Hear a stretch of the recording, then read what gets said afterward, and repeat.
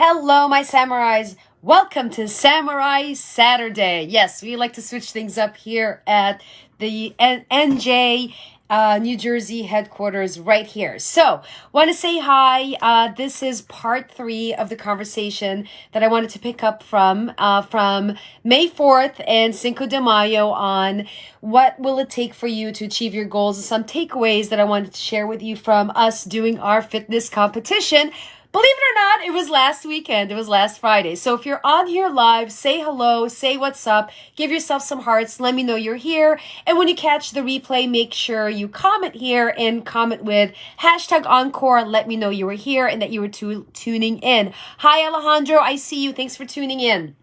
All right, so with that being said, like I said, happy Saturday. It is actually overcast and raining here on the East Coast. And so bringing lots of sunshine. If you're tuning in, you are the sunshine and you get to shine really, really bright because you are the light. All right, so with that being said, wanted to share with you a few takeaways. Now, if you wanted to go back and listen to part 1 and part 2, I have uploaded them on YouTube to make it super easy for you. So the best way for you to access it is to go on to my YouTube channel, which is Zena Solomon, and you can look for part 1, which was on May 4th. May the 4th be with you. And on part 2 was on Cinco de Mayo. All right. So you can catch both of those on YouTube, or you can go on my Instagram, or you can scroll here on Facebook, whatever is easier for you. All right. So we're going to part 3. Final part of this series because my heart was feeling called to share with you these nuggets so that you can create some results and some things with your goals. All right, sound good? Yeah, awesome. All right, so a few things I want to share with you. So it is really critical that when you're doing something that you have a team of people that are doing similar things that you're doing. Here's why. Because when you're surrounded with a team, first of all, no one lone wolfs their way to success. All right. So if you're a recovering lone wolf, I am a recovering lone wolf. I'm a recovering lone wolf.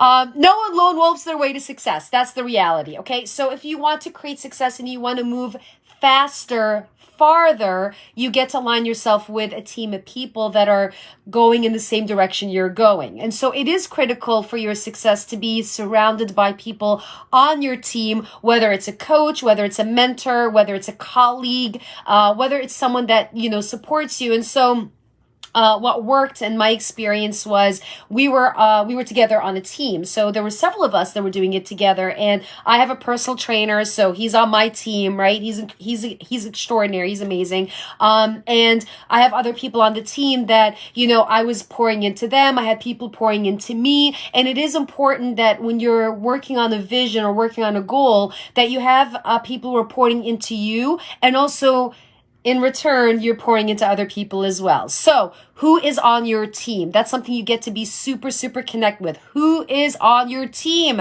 And it is critical that the people on your team are pushing you. They're forwarding you. They're not holding you back and telling you, no, blah, blah, blah. They're not like enrolled in your excuses. They're actually enrolled in your greatness. All right. So it is important. So that's number 1. Number 2, you want to be open and coachable no matter what. So, we go through any journey. You want to look, we don't know our blind spots. I don't know my blind spots. And so, hi, Sean, welcome. Thanks for tuning in. And so, like a simple example, like I yesterday accidentally had a fender bender, bumped into someone by accident coming out of parking lot. Like shit happens, right? But he was in my blind spot. I didn't see him. You know what I mean? But that stuff happens, right? So why am I sharing this with you? Because when you're like, we can't see our blind spots. We cannot see our blind spots. But when you have people around you that care about you and they want you to shine, and you're open and you're coachable, they'll point out where you get to go so you can go faster and farther. All right. So you get to be super open and super coachable and not be in your way and not be like, I want to do it my way, blah, blah, blah. Like if you do it your way, you'll get your results. But if you want results that other people are getting, you get to follow their leads. You hear what I'm saying? Like I'm being really like on points here. All right. So, I know that if you're surrounded by a team, the team of people you're surrounded with, considering that you vetted them out, they want you to shine. So allow for them to pour into you for you to shine. All right. So, I'll just share this because I work with a lot of clients and I'm their coach and I push my clients. I really do. I push my clients. When I'm teaching a class, I push my class, Why? Because it is easy to be comfortable. You can be comfortable like doing your own thing. But if you hire a coach or you work with a team, you're here to be uncomfortable. Like, you know what I'm saying? That's the point, right? So you get to be uncomfortable. All right. Number 3, do the work and then surrender. So what do I mean by do the work? So some people are not willing to do the work, do what it takes. So I'll give you an example. One of our teammates, he did 5,000 push-ups leading up to the show. How he broke it down was he did 200 push-ups a day. Hi, Bob. Thanks for tuning in. Yes, that be uncomfortable. Yes, thanks for tuning in. So he did 200 push-ups a day over a course of 25 days leading up to the show. And that was like 5,000 push-ups. Like, that's commitment, man. Like, you know what I'm saying? Like, that's commitment. I personally stretch myself by doing other things. For example, I did cardio between 5 to 6 days a week. I did weightlifting 4 to 5 times a week. That was stretchy, super stretchy. And I was fasting. And so like my days were long and I was getting up in the morning doing what doing the training, which is very uncomfortable. Like it's totally not what I want to do, but I did it. You know what I'm saying? So you get to be willing to do the work and get uncomfortable and surrender, because the magic will unfold at the end, okay? And also let go of your attachment of how things get to look. You get to be focused and committed to the result and what you want to create, but don't be so attached to like a lot of times we set ourselves, we create our own breakdowns because we're so attached it has to go a specific way, and it doesn't. You know what I'm saying? Do the work, follow the journey, surrender, and it all unfolds. Okay, so that's my support for you. Okay, there's always a next cut. That's another thing. So there's always a next cut. There's always a next level. Your journey, wherever you are in your journey, like my journey when I did the show last weekend was not the end. It's the beginning. You hear what I'm saying? So there's a next cut. There's a next level. There's an opportunity to grow. You get to ask yourself, well, what is your next level? Wherever stage you're in right now, what is your next level? What is your next cut? If you're here, actually just share. What is your next cut? Like, what are you working on right now? And what is your next cut? What is your next level? What does that look like for you? Okay. Now, final thing, and I'm going to wrap up, is you get to learn from your experience. So this was my very first time doing it with this group. I did a bikini competition back in 2016 in Miami Beach.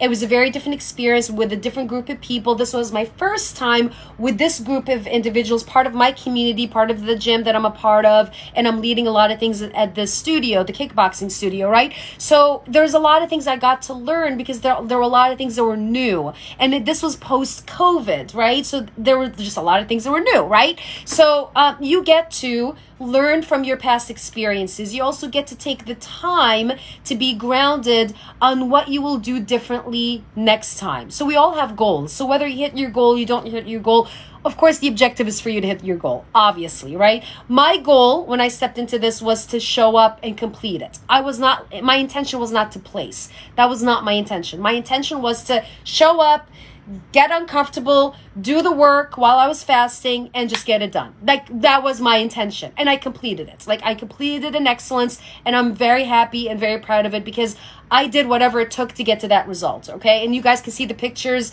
from Instagram, Facebook, what it looks like.